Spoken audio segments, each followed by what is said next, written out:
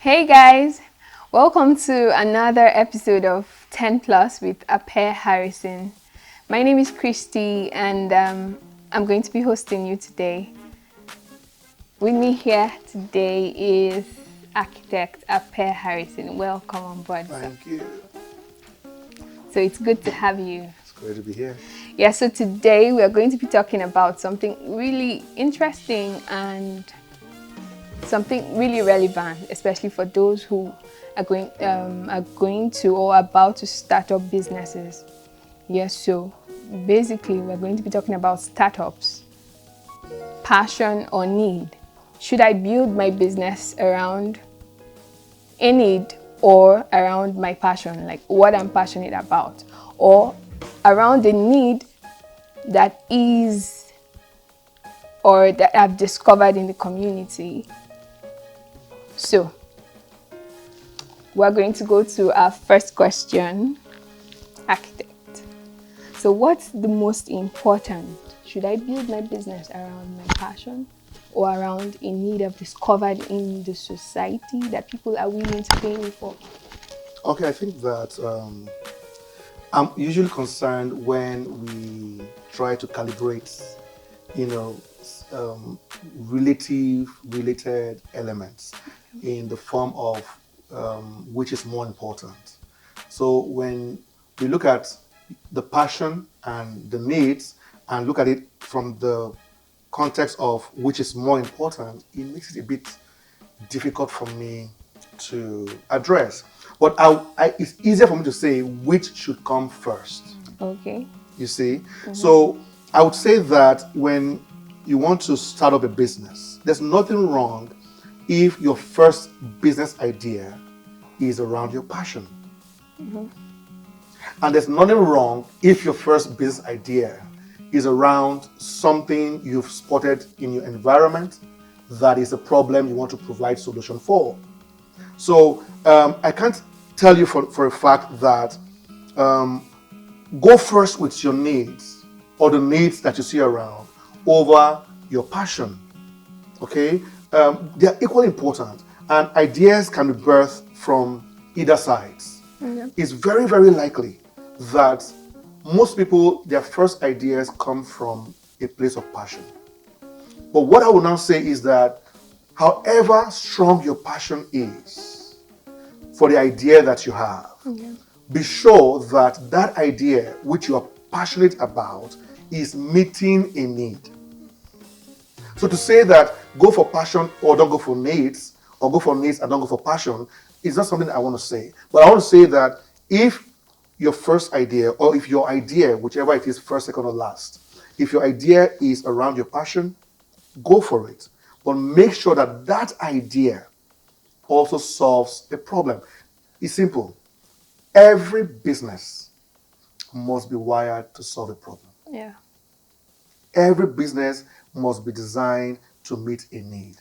Even if it's not a tangible need. It could be a need to appeal to somebody's ego. But it's a need.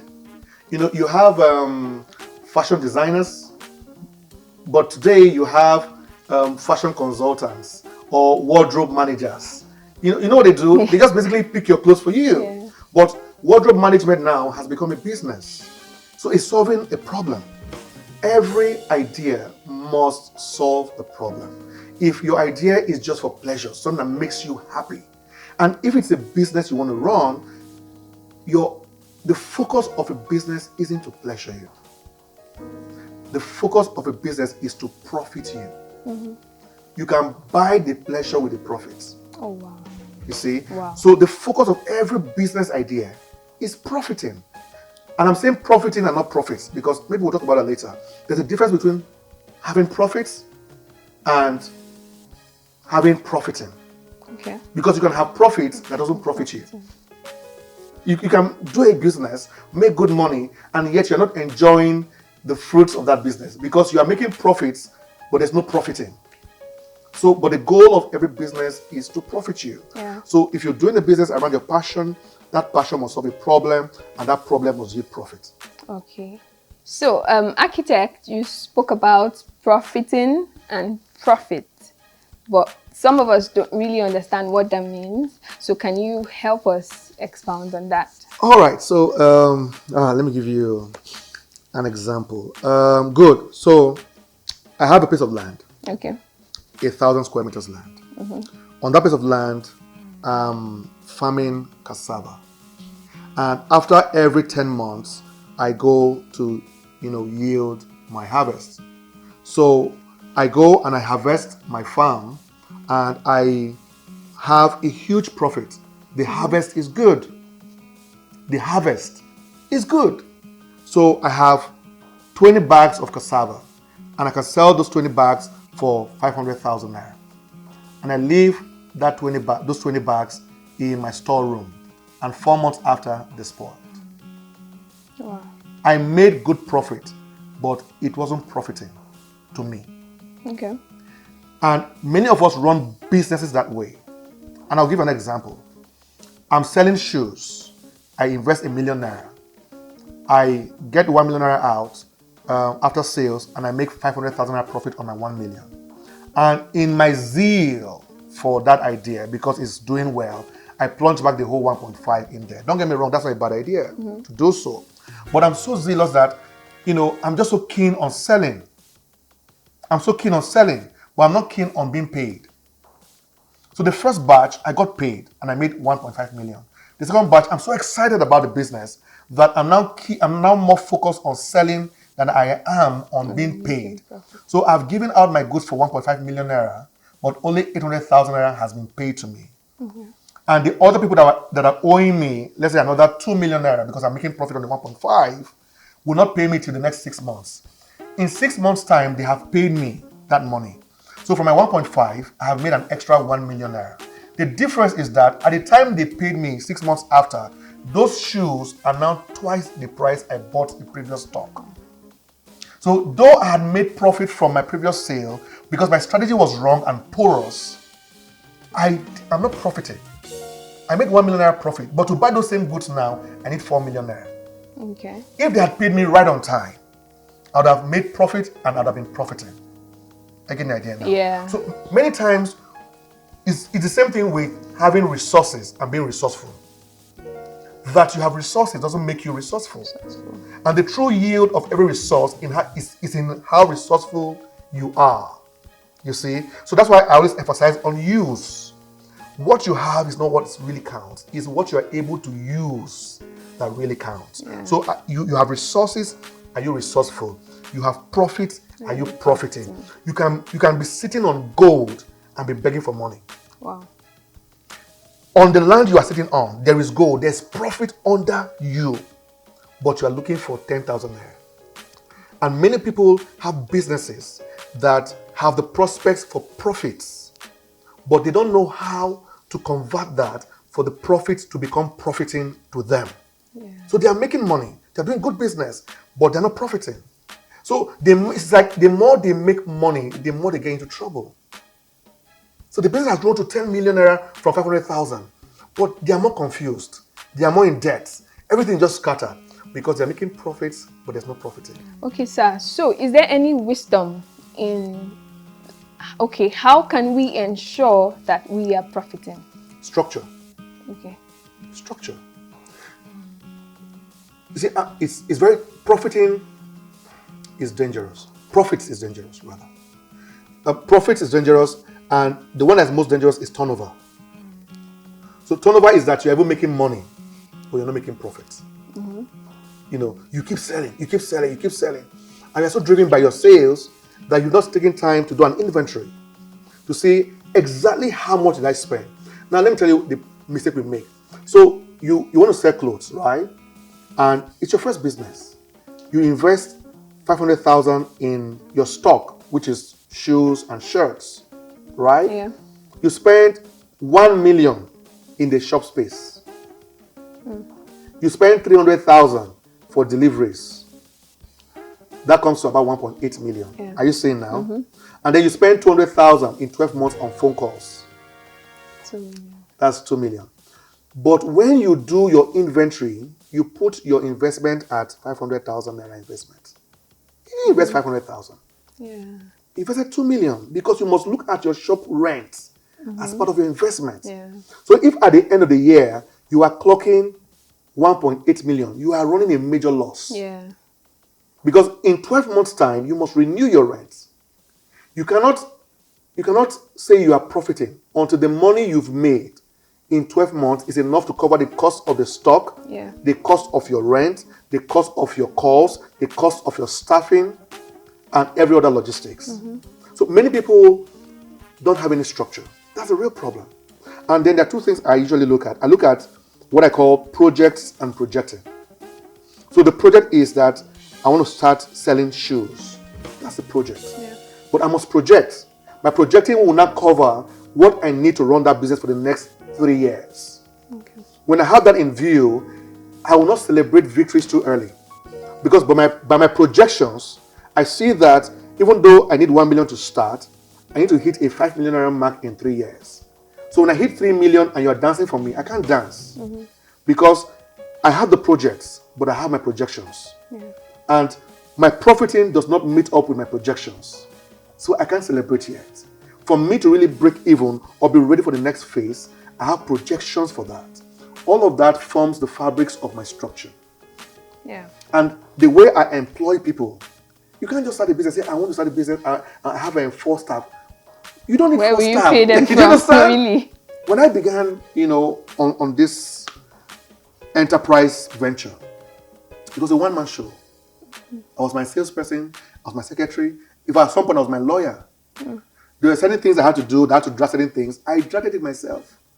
I was my QS. When I had to provide bills, I do it all myself. Because I didn't have the capacity to pay somebody else. And then when my first staff, was one of our hosts in one of the TENPlusS shows, Architect Uche Ibe. So Uche Ibe, when I came to Abuja, was my first staff here. In Jos, I had several staff because Jos was cheaper. Yeah. All right, the space to rent was cheaper, life was cheaper. So I had about 4 or 5 staff in Jos. When I moved to Abuja, it was a different business. I couldn't afford the lifestyle that I had in Jos. So I began in Abuja with just 1 staff, and it was Architect Uche. And we didn't have an office. Wow. So I told him, work from home. Then there was no WhatsApp. So whenever you finish any assignment, we can meet once in a week, we can discuss, or we make phone calls, or we do WhatsApp, Yahoo Messenger or something. But I had to design my structure from where I was. So you were not paying for any rent? I didn't pay any rent. So where I lived, I had a table. That table was the office. And where I lived was room and parlor in one space. It wasn't 1 bedroom, 1 parlor. I didn't have a parlor. It was a studio apartment. So my room was there, my chair was there, my table was there. And I was, at that time, was doing jobs of millions and millions of naira. Wow. But my reality had changed. I had moved from Jos to Abuja. The whole lifestyle had changed. And I wanted to be very careful not to be ahead of myself. So I determined to start small, especially in logistics. I didn't want to run any extra cost I wasn't ready for. Yeah. So I had just 1 car. I had 1 office, 1 house, 1 living room, everything in 1 space. Wow. And then I had just 1 staff. Anything we couldn't handle, I gave it as a contract to someone to do for me only on that job. Why? Because I was building a structure. Yeah. And that structure has helped us almost 10 years after. Wow, great, interesting. So we see that it's important that we put in a structure. We put in a structure so that we can truly profit from our businesses. So we're going on a break now. We'll be back shortly. Stay with us.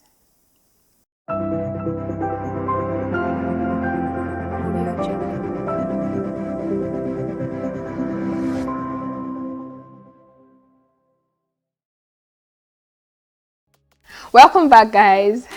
Yeah, so on to the next question, Architect. So eventually I find myself in a business that is meeting a need. People are paying for it and being rewarded, but I'm not so passionate about it. Or I don't like it, I don't love it. With time, it's getting wearisome, it's getting boring. So what do I do about that? Okay, yeah. So This is a tricky one because, you see, we live in a time that people are informed by their emotions. You know what I'm saying, Yeah. right? So that's why it's a very tricky question, because there are two emotions you've just expressed. Number one is that you're tired, you don't really like it. Okay, three, and then thirdly, you are bored of it. So the third one is the most, sensitive one, because you see, boredom is not a voice you should follow all the time. Interesting. So I have a friend who, does a lot of things based on how she feels. So when she gets bored with one thing, she goes to the next thing. So I asked her a question. I said, what happens when you're married? Wow. Because I promise you, you may go for 20 marriage seminars. You may love your husband or your wife to the heavens and to the earth. But I promise you, a day is going to come that marriage will bore you. Oh. So what happens? It's the same reason why we don't encourage people to marry just for love. There's nothing wrong with marrying for love, but I know this is not a marriage discussion. Okay, but so it's the same reason why we say don't just focus on businesses that is around your passion. Okay. It's okay to be in the business that you don't like. It's okay to do what you don't like to be able to fund what you like in the future. Okay. So if you are in the business like you are now that you don't like, it's fine. And you're still doing it, it's paying you. So what I would say to people like you is design an exit strategy. What is your exit strategy? So, because you can't keep doing what you don't like for so long. A point's going to come, you look back and regret and feel as though you may have 20 million in your account saved from that same business and feel like you wasted 10 years of your life. So you want to have an exit strategy. I'm doing a business right now that I really don't like, but it's paying me so well, so I want to do it for the next 5 years. In 5 years' time, I want to save X amount of money, and this is what is next. And then by the 4th year of doing your current business, you begin to lay the foundation for the next.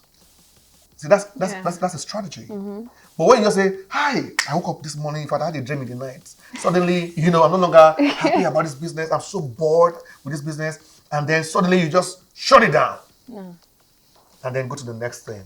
Then what happens when in 4 months' time, the business that excited you so strongly 3 months ago begins to bore you?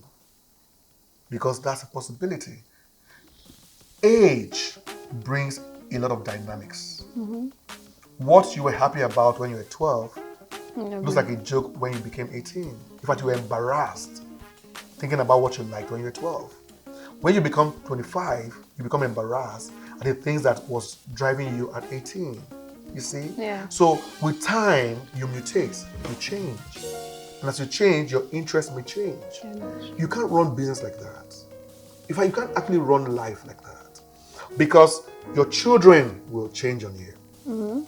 Your spouse will change on you. Your job will change on you. So what happens? You must have the staying power. And then let the strategy determine the flow. You know what I'm saying now? Yeah. So you don't want to have the emotions determine the flow.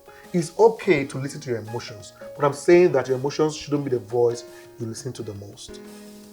All right, so while I'm developing my exit strategy, 4 or 5 years from now, I'm going to move on to this, I'm going to move on to that. How do I grow the staying power? How do I grow the passion to keep me in it until I can leave and move on to the next? I mean, it's the same way you build any other discipline. Okay. The same way you stayed back in school for your degree program, even though you hated your lecturer. You see, because everything you accomplish is a credential. Everything you accomplish builds your portfolio. Everything. So you want to see whatever you're doing now as a program, as something you're trying to do to enhance your credentials. Yeah. You've got to find a way to self-motivate. That's very important. Every single thing that you do will require this skill. Every single thing. Even the things that you really think you love the most now. Yeah. You can be right in the place of your passion, and the affairs of life can cloud that emotion to the point that you don't have the energy, psychologically, emotionally, to push your passion. Wow. Even your passion. You can be hit by life so hard that everything begins to taste stale, including the things that you love. Yes. Wow. So you've got to build that inner character to self-motivate. And it still comes down to projects and projections. You need to have clear projections before you enter.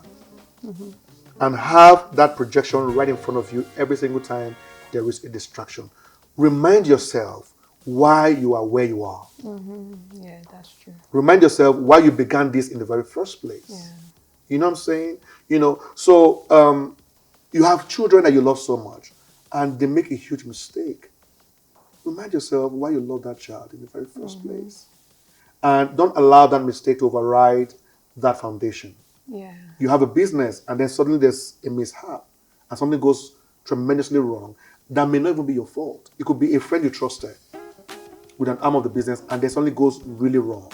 Remind yourself why you entered in the first place and remind yourself the projection you had before you entered. Yeah. But you must learn that skill to self-motivate and stay focused on the projection. Yeah. So discipline is that character that we need to build. Self-motivation is that character that we need to build to be in, that place that we do not really love, that we do not really, that we are not really passionate about until we can move on to what's next. Yeah. Right? Yeah. Thank you, sir. So, if I'm about to start a business now, there are a lot of fears.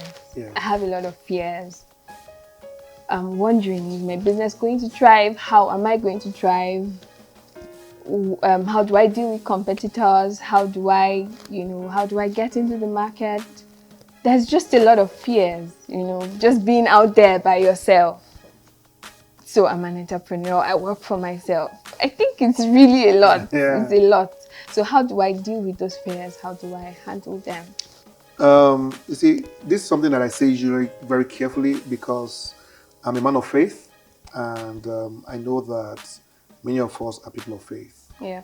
But I don't know which other way to say it. So let me just give you a simple example. A child may see a candle lit, and the flame looks so pretty. Orangey flame. It's pretty. So every single time you tell a child, don't touch that flame. Don't touch that flame. Do you know why the child keeps going to the flame? Right. He or she lacks fear. Yeah, that's true. So the absence of fear can kill you. Fear is the voice of caution. Fear is not just terror.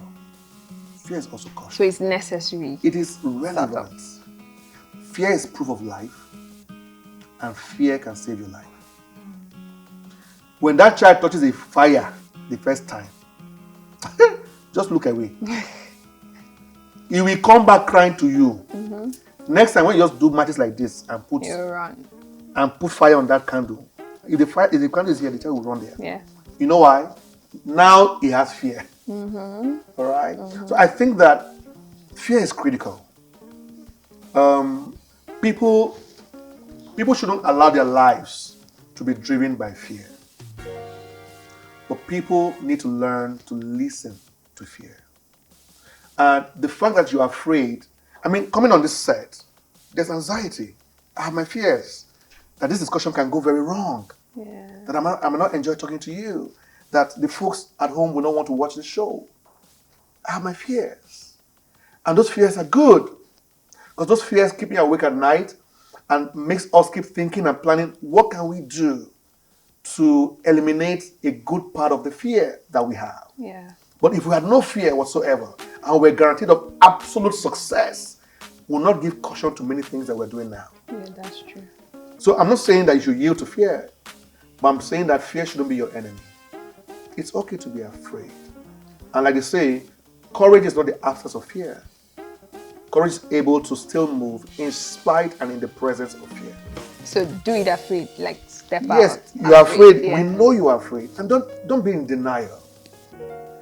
If you need anything to motivate you externally, embrace it. So some people take their time to just think, to just meditate, to just relax, to calm themselves down. Some people need to call a friend for some kind of moral support. It's okay. Whatever you need to do to quiet that noise of fear, a little bit more, you can do that. But I'm saying that don't allow the voice of fear determine your outcome. But don't see fear as the enemy. Don't even see fear as a weakness. It's not a weakness. It's okay to be afraid. It's actually okay to be afraid. Okay, thank you. So please, can you tell us a bit about your personal experience? I remember you saying that you didn't even serve. And I was thinking about it and I'm like, Youth service, ba? yes, you I'm didn't not serve. I know. It's not as well I've served. I know. Yes. You never served. Yeah. So that risk alone, because some people will be like, at least, okay, I want to start a business, but let me serve so that if I have to work for some 2, 3 years, 4, 5 years and just save up some money and then pull my business idea through, but you didn't do any of that. You just had faith, you just had some confidence. What gave you that guts? Just pity me sometimes. Because I'm not a normal human being. I know. I don't know how to be normal. I agree. So in architecture, it's not appropriate to do your youth service between your BSc and your MSc. Okay, and so some of my friends had done their youth service in between the BSc and MSc. There's a way they work it around, okay? But I didn't want to do that. And then I had begun working from my 200 level. I had begun a business while I was at my 200 level. Okay. My brother-in-law at the time had given me books to sell, Q&A for WAEC and NECO. No, there's no NECO then, just WAEC. So I used to do all of that while I was in school practicing and learning architecture. And then I was done with my BSc. I was still into other businesses and I had begun practice because I was helping senior colleagues while I was in school. So I began to serve with them after school, and then I now went back for my MSc. And then I was working because I had to pay my way through the MSc program. Yeah, so not the entire school, but mostly the MSc. So after my MSc, which I was one of the top in the class, I must say, so I don't think I'm a rebel. I mean, my results were so good that my lecturer said I should go and do a PhD. Wow. That's how good the result was. Wow. So anyways, I had to keep my life moving at that time. And youth service was going to be a distraction, a big problem. And at that point, my dad had gone bankrupt. So I couldn't stop. I couldn't stop. Wow. You see? And giving up 1 year meant giving control to the government. They would determine where I'll be posted to. I could just change the trajectory of my life, which I began building from my 200 level. I registered my company at 24. So I couldn't stop. And so I mean, it's possible. I'm still under 40. So I mean, it's possible to either get exemption or do something. But the point is, I had a projection. In my projection, I didn't need youth service. And I mean, I know that the motive for youth service is to serve your nation. And if what we are doing isn't serving my nation, I don't know what serving my nation is anymore. Yeah. I've been serving my nation for the past 12 years. Literally, like day after day, I've been serving Nigeria for the past 12 years. Wow. And I knew that there were many ways to serve Nigeria besides going for youth service. So I mean, there are many things I've done that isn't very typical of, the norm, but I mean, it's what it is. Wow, this is really exceptional and interesting. But that doesn't mean you should skip youth service. Yeah, if you have to serve, go to serve, please. If you can serve, go and serve, because not everyone can do what we're doing. Yeah. All right. With the foundation and with all the other platforms that we have. So if you can serve, please go and do your youth service. I beg you, go and do your youth service. Go and do your youth service. Let's leave it there. All right. So we're wrapping up now. But before we wrap up, we want you to please tell us, in all your years of, your working years, your years of experience, expertise, there's been a lot you've been through, setting up your business. So if you were to go back in time, what would you have done differently? I think that would be a word for everyone, for every young person listening, for everyone who wants to start up or even start a career. I would have invested in mentorship. Okay. I would have invested in mentorship. I would have been more determined to have a firm mentor. Okay. I had a mentor at some point, which was more of a spiritual mentor, Okay. which is good to have, but I needed a life mentor. And the need for my life mentor was actually what gave birth to Apeh Foundation. Okay. Because I realized in 2010, exactly 10 years ago, that I would have gone further if I had a mentor. Oh, wow.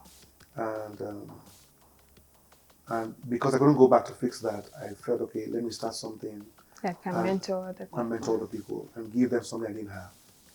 So if I could do it all over again, I would have taken time to search out a mentor. A mentor, somebody who will guide you closely. Yeah, a life mentor. Wow. Not just a spiritual mentor, a life mentor. Yeah. So that's so much wisdom that I hope that we all adhere to. Yeah, thank you so much, so much, Architect. Glad to be here. Thank you for being on this episode of 10 Plus. Glad to be here. Yeah. So, thank you everyone. Catch you on our next episode of 10 Plus.